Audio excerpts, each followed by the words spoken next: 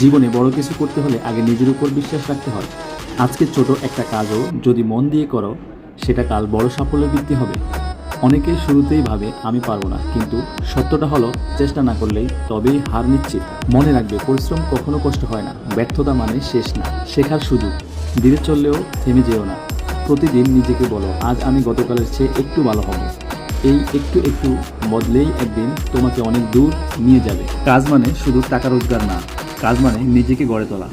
আজ যে কাজটা তুমি অবহেলা করছো, সেটা কাল তোমার পরিচয় হয়ে দাঁড়াতে পারে। বড় মানুষ আর সাধারণ মানুষের পার্থক্য একটাই, বড়রা কাজকে অজুহাত দেয় না, কাজকে গুরুত্ব দেয়। মনে রেখো, কাজ ছোট হতে পারে, কিন্তু দায়িত্ব ছোট না। ঠিক সময়ে কাজ করা মানেই নিজের মূল্য বাড়ানো। আজ কষ্ট করলে কাল সম্মান বাড়বে।